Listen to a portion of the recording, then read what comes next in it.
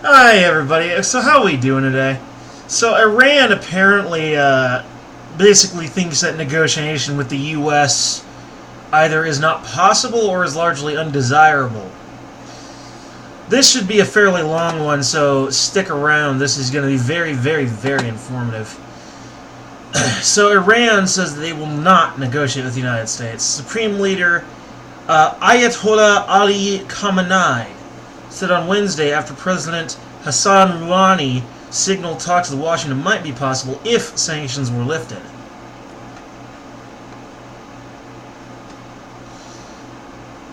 Trump said on Monday he was hopeful Iran would come to the negotiating table to reach a new deal. I really believe that Iran would like to make a deal, and I think that's a possibility to happen. Khamenei was quoted saying on his website, "We said before, we will not negotiate with America, because negotiation has no benefit and carries harm." Khamenei said Iran had no problems negotiating with the Europeans and other countries, but he added, "We will not negotiate over the core values of revolution. We will not negotiate over military capabilities." In remarks carried by state television, he said, "Whenever they lift the unjust sanctions and fulfill their commitments and return to the negotiations table, which they left themselves, the door is not closed. But our people judge you by your actions, not your words." In short, it would seem that Iran is saying that the United States left the negotiation table first. And Trump then began this foreign policy of bullying and harassment. And don't you even try to say that that's not what it is. With all this military posturing and sanctions and tariffs and this and that. It's bullying and harassment. That's what it is. No question. And it's finally coming to bite us on the ass. Now, Khamenei has the final say in all major policies under Iran's dual system, split between the clerical establishment and the government. He's also the head of the armed forces. Iranian Foreign Ministry spokesman Abbas Mousavi said on Tuesday that Iran saw no prospect of negotiations with the United States. And last week, the Pentagon announced the deployment of 900 additional troops to the Middle East, and extended the deployment of another 600 service members in the region, describing it as an effort to bolster defenses against Iran. See what I mean about the military posturing? Bolster defenses against Iran? Claiming that they've made threats, but no matter where you look, you don't really see any record of any such threats. You see records of a nuclear program, which they deny, that was taken apart in 2003, but surprisingly, no record of any actual threats that I've seen anywhere. Interesting. Shades of Iraq, perchance. Still, acting U.S. Defense Secretary Patrick Shanahan said the additional troops announced last week would be going to Saudi Arabia and Qatar. Without giving details or evidence, Shanahan said that while the Iranian posture had changed recently, the threat remains. See, that makes this even more suspicious. He didn't give any details or any evidence. He just kind of let it be what it was, right? It's like, call me crazy, call me suspicious, call me a conspiracy theorist. Something about this seems really fishy. The lack of fine detail, to me, is very disturbing. There's tons of gross detail, but fine detail such as cause, evidence, and modus operandi are conveniently all missing. Interesting. Of course, I would expect war with Iran to eventually be an inevitability. I would now say that I believe that war with Iran is going to be a thing. Or at least it's very likely. As in another article that I shamefully admit is from The Intercept, so, sort of skeptical about some of their stuff. But According to this article, which I have fact-checked quite a bit, arms manufacturers tell investors that Iran tension fuels business. That tensions with Iran means defense contractors and private military companies can gain a lot of profit real quick. Eric DeMarco, the president of Kratos Defense and Security Solutions, addressed the conference arguing that his company is very well aligned for the shift in the military budget away from asymmetrical fighting toward nation-state warfare. What's about the fighting is asymmetrical? It's an interesting use of the word. Anyway. The rising threat of war with Iran, Russia, and China, DeMarco continued, could threaten U.S. naval power, which could require ballistic missile threat upgrades, the type of systems Kratos Defense specializes in. So of course he would propose that. Large arms manufacturers across the industry have similarly told investors that escalating conflict with Iran could be good for business. And I always do what's best for business.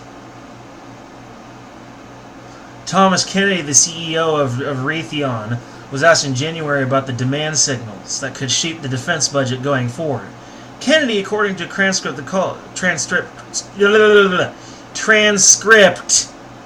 the call, said the major concern there is Iran. The company, Kennedy added, had recently won approval to provide missile defense systems to Saudi Arabia as the country has ramped up defense systems in preparation for potential war. Yeah, that's called self-defense. You keep saying they're the threat, but it appears that they see us as the threat. And I'm more afraid of us doing something than them! Gee, what would I be basing that on? It's not like we have a history of that shit. The following month, Kennedy presented at the Cowen Aerospace Conference for investors again, focusing on how conflict with Iran will boost revenue. Kennedy said he had spent time on Capitol Hill discussing all the information that we're seeing from Russia, from China, and to a certain degree even still North Korea. And then what Iran is doing, the discussion in Washington, D.C., he said left him pretty optimistic about the U.S. budget moving forward. We are in a relatively strong position compared to how we normally do on an international level financially, but our infrastructure is still crumbling due to an out-of-control military budget. So, you know. But the defense industry is far from an idle observer of the conflict. Major firms spread big sums on lobbying to influence the Pentagon's budget money that came primarily from Congress in the first place. The last National Defense Authorization Act includes several provisions on Iran, including a directive that U.S. allies build an interoperable ballistic missile defense architecture to defend against the Islamic Republic of Iran missile threat, and that the Secretary of Defense develop a plan to counter the destabilizing activities of Iran.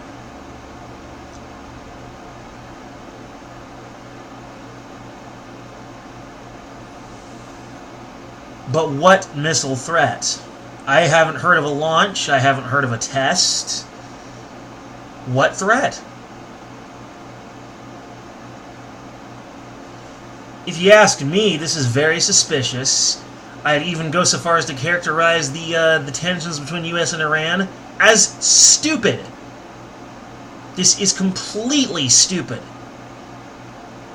And quite frankly, I can imagine an Alex Jones or someone like him turning this into a conspiracy theory. I, for one, am not going to come right out and say that it is a conspiracy to create a war for the sake of oil. Although I guarantee you that that is an element to this. Someone somewhere in our government wants this to happen so they can get oil without having to buy it from Iran.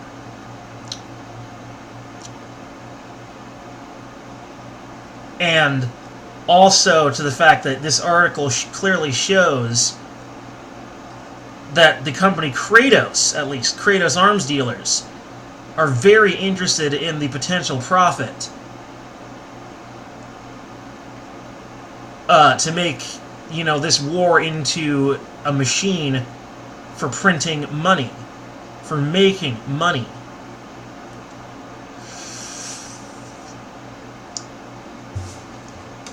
This is what I would describe as corporate fascism. Making use of government activities or otherwise using government subsidies or regulations to completely surpass and dominate your competition, thusly making the marketplace definitionally uncompetitive. By taking advantage of such cheat buttons as war or plagues or any disaster that you can provide a product for in order to make more money, enough money that'll make your competition's head spin. This is classic corporate fascism, not true capitalism, for those of you who are socialists out there. Because the definition of capitalism is not making profit. The definition of capitalism is creating competition within the marketplace, so that competition will drive prices down and product quality up.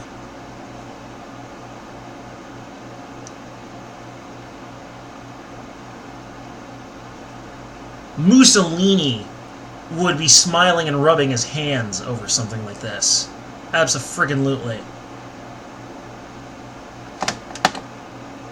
Anyway,